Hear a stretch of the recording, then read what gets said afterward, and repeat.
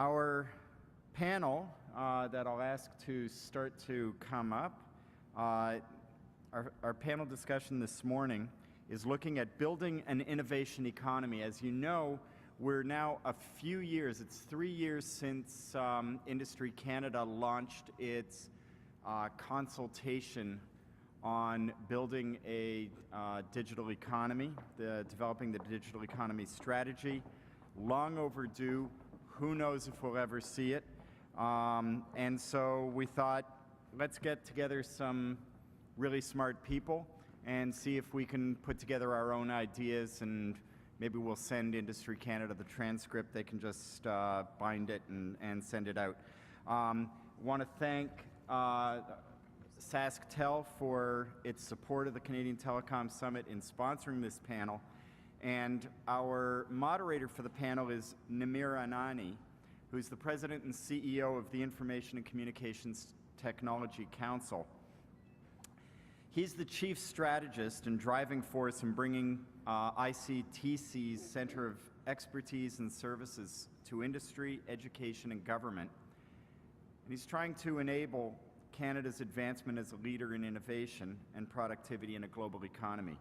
Before joining the ICTC, a lot of us knew Namir when he led policy development and research at the CRTC. He's also held several executive leadership roles in the private and public sectors, Department of Canadian Heritage, CGI Consulting, Nortel, if you remember them, and Novartis. Namir has helped us assemble some really diverse and interesting perspectives on building an innovation economy. And let me turn things over now to Namir. Thank you, Mark. Can you hear me? Thank you. It's certainly my pleasure to be here. Thank you for the introduction. Certainly my pleasure to be here today and to have the opportunity to dialogue with such a distinguished panel on a subject of interest to all of us, and that's the innovation economy. Simply put, how do you derive economic and social wealth out of ideas and knowledge? And why is it important to us? Because it is the essence of any high-performing economy, and specifically in a very competitive and global environment that we're facing nowadays. So I think it's fair to say that in the last number of years, we've been hearing that Canada is lagging somewhat on the innovation side compared to other peer countries. So, some would argue that innovation, just to contextualize it, is the product of adoption of technology. It's about the pipes, it's about the wireless, it's about how we as a society and businesses adopt technology. Others would say, well, it's the softer side, as we heard from IBM this morning. It is about the cultural aspect, the corporate culture of this environment. Some would say, well, again, it's about how we interface with the rest of the world. It's about our trade policies. It's about our economic policies going forward. Another dimension of it is certainly the talent. Are we starting the talent at the right place? Are we looking at cultivating that talent from schools upwards to entice the innovation factor? How we, upskilling the talent that in careers at the moment, since the technology pace is changing in leaps and bounds going forward.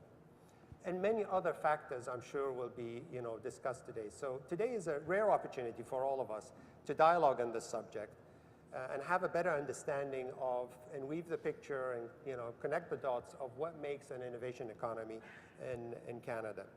How this will play out, I will be introducing each panelist. Just a liner, there will be more information on the website to go through on that. I'll give them 3 to 5 minutes to have a better idea from their perspective. What do they see as the catalyst of an innovation economy from their point of view? After that will be questions and answers, and I will encourage the panelists as well to ask questions of each other, and then we'll open it to the floor. So in terms of the panelists, we've got Chris Hodgson, who is the sector lead from Google, Multi-Channel Solutions. Tracy Jennings, Canadian leader Technology, Information, Communications, and Entertainment from PricewaterhouseCoopers. Warren Justin, the Senior Vice President and Chief Economist of Scotiabank. Ron Stiles, the President and CEO of SaskTel. Joan Vogelsang, President and CEO of Toon Boom Animation, and John Weigelt of National Technology Officer, Microsoft Canada. So with that, maybe I'll start with you, Chris. Give you the podium. I think you have slides. Maybe you can expand on Sure. How do you see your perspective on what is an innovation economy from your point of view? Yeah, I mean, I guess from my point of view, I spent 12 years abroad and recently moved back to Canada. And I think that's given me insight as to the Canadian market and when it comes to innovation. We heard Jean-Pierre Blais comment on innovation is essential in a fast-moving digital world. And Bloomberg recently released the results of their Global Innovation Index, and Canada came in 17th. With the GDP, we're ranked 11th. We're part of the G8. You would think ranking 17th, there's probably some potential for us to be doing a better job. We're probably punching below our weight when it comes to innovation. And I think that's incredibly important because innovation is directly linked to productivity growth and directly linked to quality of life and so forth. For me, I guess, the Bloomberg study was based upon some very measurable metrics, like number of patents and graduates from certain degrees in university and so forth. But for me, innovation is more than that. It comes down to something that's slightly less measurable.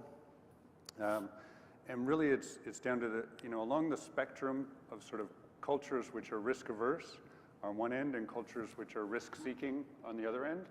I think actually as you move towards a culture which is more risk seeking, you're far more likely to be an innovative culture. And I think we have to ask ourselves, where are we on that spectrum? I was fortunate recently to present alongside John Tory. He had a great quote, which is that Canadians don't play to win, Canadians play not to lose. And I think we can all, reflect on the last 10 minutes of the Leafs game and recognize that. We don't always do a good job of playing to win, and there is a fundamental difference when you're playing not to lose. In order to truly innovate, I think we have to play to win. I think we have to go from being on the defensive to being on the offensive. And for me, that's clearly a long-term solution to change the culture and to shift our culture to be more risk-seeking and to be more innovative. For me, it's fundamental, but there are some things we can do now in order to start that shift. And 5 things in particular. One, I think we can start with the next generation. It's going to take time, and we need to start with the next generation embedding innovative thinking into our education system. Secondly, I think we really need to value creativity and creative skills. Creativity allows you to dream big, and we don't do enough of that, and I'm happy to talk more about that. I think we need to value technical skills. I'm sure that's, most people in the room would agree with that. Technology is the platform for innovation. It used to be the platform for improving productivity. Now it's the platform for generating innovation. We need to celebrate successes better in Canada.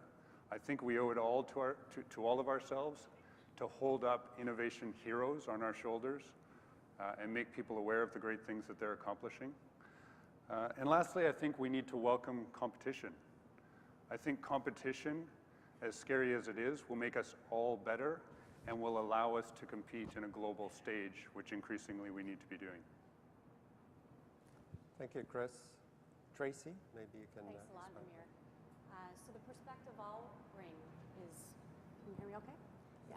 The perspective I'll bring is from PwC, working with technology, media, communication companies around the globe, both from our small emerging companies that need the access to capital, need the business model, have developed an innovative technology, to our larger global companies that need the size and critical mass, to be able to compete in a global environment.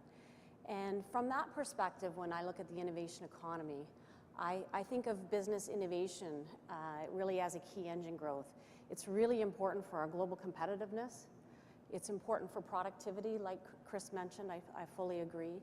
And the third piece, which is in our nationalist colors on the panel, we'll say it's important for our children and grandchildren to make sure we really have jobs and a sustainable opportunities for them in Canada.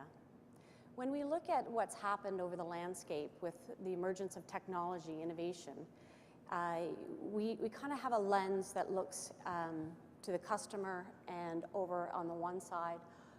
Over on the other side is really the content or product, and in the middle you have the distribution channels. So what we've seen with technology innovation is on the customer side, the globalization has provided a real avenue or opportunity for us to take our products around the globe. But it's also created significant competitiveness and new competitors that haven't been in our marketplace. So companies really need to shift and understand their consumers and get in front of the consumers to compete. On the opposite scale, you need the good content and good products, because in a digital economy, where there's no more bricks and mortars, the importance of having that great content as well as products is really key. If you're just in the middle, then we have said for a long time, and this plays particularly true in the media landscape, you have a significant risk of being disintermediated. So you're seeing companies shift to the customer side as well as really capitalizing the content. So when we look at the global environment and what we need to do in Canada, I wanted to cover a couple pieces. One is the importance for capital to take our emerging companies and really give them the tools that they need to get to the next level and be able to compete. And secondly, there's a significant area around the policy side, so some things the government needs to think about, in particular tax policy that really can enable, because I know we have a lot of private sectors, they'll cover the private side, but I would like to spend a bit of time really on the tax policy, what we need to do to ensure that our companies are better able to compete and we attract intellectual property and ownership and commercialization in Canada. Excellent. Thanks, Tracy. Ron, maybe you can expand on. So maybe I'll start with SaskTel is a regional telecom company. I'm sure people are aware of where we operate in Saskatchewan. Innovation is really our lifeblood. As a smaller company in the scheme of telecoms across North America, unless we innovate, unless we're able to get our cost structure down, unless we're able to offer new products and new services, we simply won't survive. With full competition, we have great competitors here in Canada. It's an ongoing challenge for us. So innovation has to be part of our culture, and it is. And again, it's a very small company. We're proud of the fact that we've had some firsts. We were the first company in North America to use fiber optics, is a good example, a number of years ago. IPTV, we've had that in place now for much more than a decade. I think we're the second in North America to implement that particular type of technology. So it is part of the company, but it's more than that, I think, in the telecom sector. It's really about the fact that the wireless side, the wireline side to some extent as well, they're really enablers right now for innovation in Canada. There was a note earlier about technology being the platform upon which innovation is built, and I'm a great believer in that.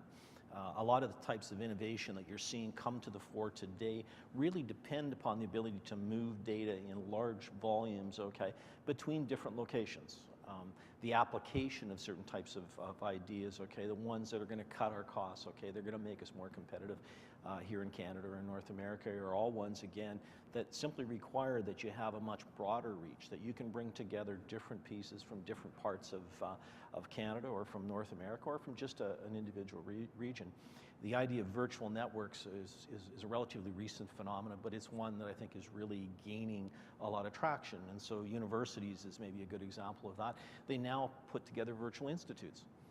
So it's not about bringing together the best in the world, to one location. It's now about how do you link them together, through the kind of networks that telecoms put together. So, it's both important to us in terms of our long-term survival, but it's also important, I think, from a market perspective.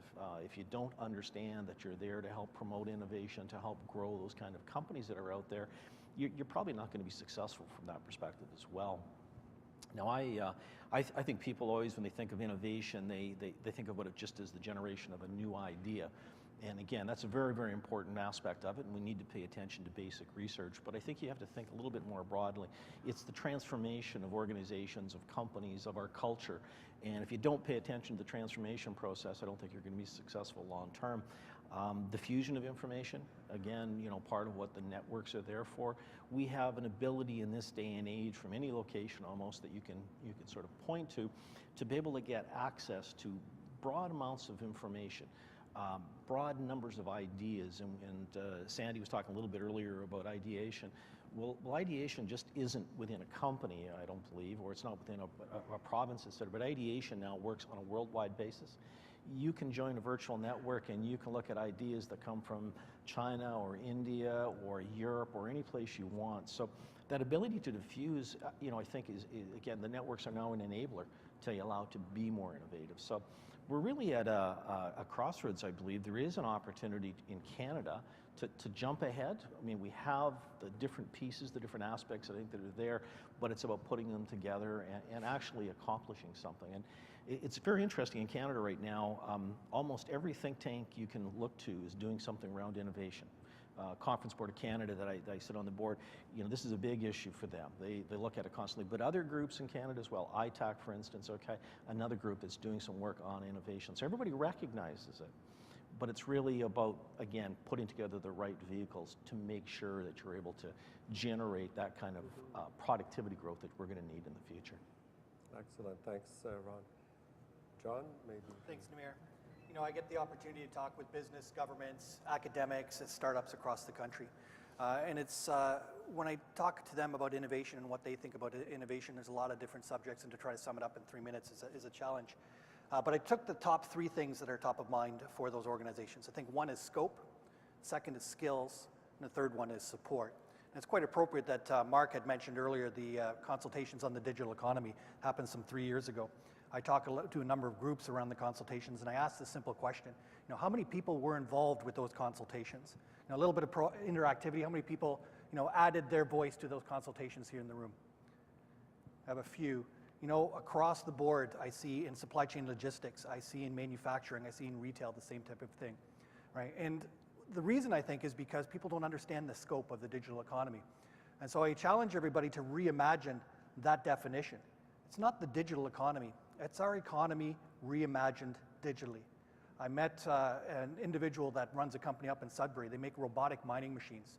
They want to have the best mining machine that mines in Falconbridge. They want to mine in Chile. They want to mine in Africa, using Canadian know-how and expertise to extend our economy and project our knowledge and expertise around the world. I think the point's well taken around innovation as well. Sometimes we look at that shiny object as innovation. There's so much more to innovation than that shiny object. I like the Boston Consulting Group's definition of innovation. Those 5 key characteristics: new marketplaces, new customers, growing a customer base, efficiencies, gaining productivity. Maybe we can close that productivity gap. I think the second one is skills, recognizing that skills and the people are important. From the time that people have their first experience with technology and using technology to do cool things, technology-enabled lawyers, technology-enabled teachers, technology-enabled farmers.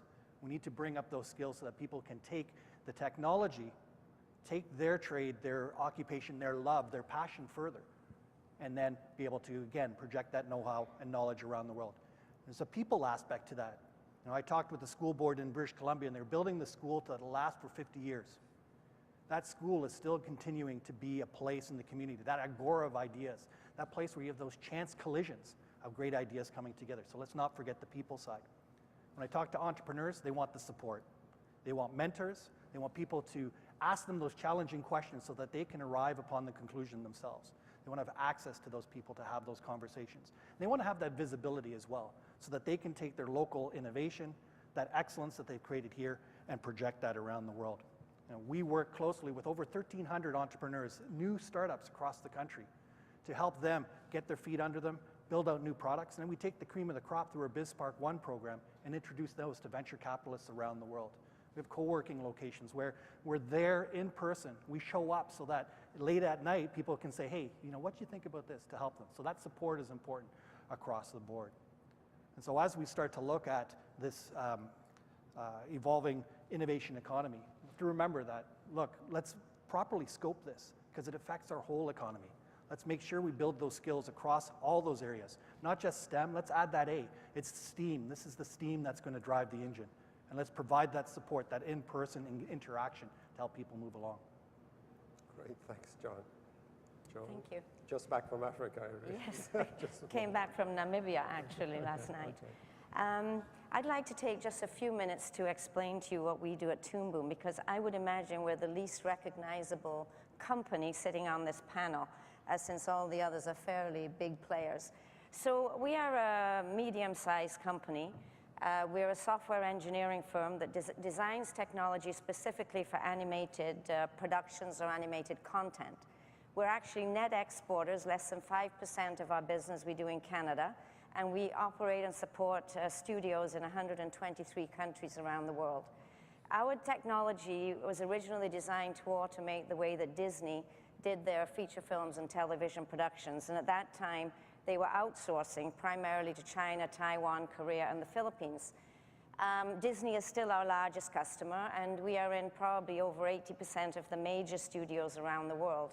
We were fortunate to win our second Emmy last year, and we've won the HSBC Export Award, the Frost & Sullivan Quality Awards, etc.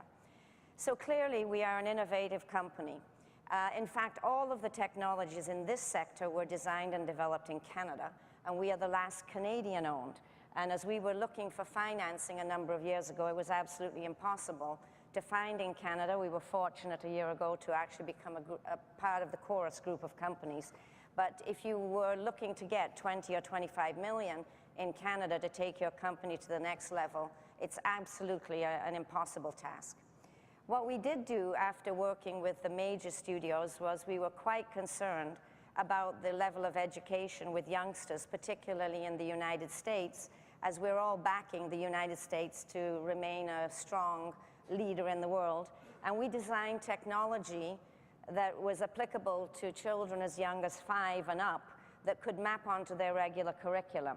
And this is why I just came back from Namibia, because we were fortunate to present at the United Nations e-learning event in Africa, because this technology now with African American boys, Hispanic youth, hundreds of thousands of children in India has proven that their marks in fact increase by 20% in all subjects if they are able to be creative with the answers to their subject versus having to be doing things by rote. The other thing that's very interesting is that you can go into Africa and India and put a computer or a tablet in front of a child in a village, and within about half an hour they've figured out how to use it. And so what we do know is that the youngsters today, the left and right side of their brain is very highly developed. We believe that Canada can be a powerhouse. I think that we have a lot of creative and innovative people. There are wonderful incubator companies. The problem that we have as innovators is getting the support from within Canada itself to make our companies head offices and buy companies around the world. We are too fast to sell out, and as a result of that, we don't in fact create the high-paying decision-making jobs that by all rights, with the creativity that we have here, should be able to stay within Canada. Excellent, thank you. Very good. Excellent. Warren? I'll take a little bit of different tack as an economist and look at innovation as the imperative to sustaining our standard of living and prosperity over the next 5 to 10 years. Because businesses tend to focus on quarterly results, economists tend to focus on cycles. You know, we're in a disappointing recovery, or you'll see stories about the risk of recession and stuff like that. We've got to start paying attention to the long game here. And the long game is pretty clear. If you go back to the beginning of the 1990s, the so-called G7, Canada, major European countries, US and Japan, accounted for over 50% of global economic activity. Now that's down to a third, and the emerging world is slightly over half, according to some measures. And by the year 2020, you're going to find, given that the emerging world is growing at 2 to 3 times what we're seeing in the so-called familiar world, that dominance will continue. We've had a paradigm shift. If you went back a decade, you would have seen China as a low-cost supplier of a lot of things that we consume. Increasingly, it is the market. The emerging world is the market. China alone dominates the commodity space, is the largest producer of autos in the world, plans to expand its production by 50% over the next 5 years, and supplies more tourist dollars to the world than any other country, has just passed the US and Germany. So we need to take that paradigm shift into account and see how it's going to impact our economy. Turning it more to what it means for individual businesses, increasingly over time, we're going to find that it's small and medium-sized businesses that are the key to prosperity. Long production runs simply aren't going to drive our economy. If you look at the auto sector in Ontario, where the value added is being put is not more steel, is not more rubber in the cars. It is technology, it is safety products and the like. In fact, the value added in that particular area has doubled over the last 5 years. And if you're looking at companies, the tendency for the companies to succeed as opposed to perhaps be left behind, it is those that are adopting new strategies that are less US and Eurocentric, that are resilient and adaptable, that are focusing on value-added niche products, that are in a collaborative type of business structure. These are the things that are going to succeed over time. If you're looking at government, there has been a tendency for our governments to pick winners and losers. I've been doing economic forecasting for 4 decades now, and I know I can't pick winners and losers, and certainly governments have not been too successful in that particular way. You set the overall structure to succeed with respect to taxes and incentives. You do not favor one sector versus another, and I think this is a lesson that's very, very important based on experience that we have seen in the past. If you're looking at the educational system, and that's one of the ones that I feel very strongly about, we need not to change it, but to entirely restructure it, starting with early childhood education all the way up through the primary, secondary grades and university and community college network. Because we will see some companies in this country succeed very, very well.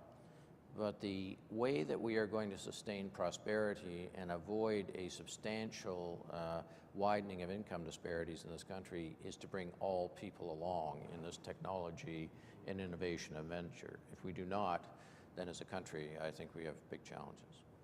Excellent. Well, thank you very much, Warren. I think we're seeing a dimension from culture, from software aspects, the talent, to some of the policies that we need.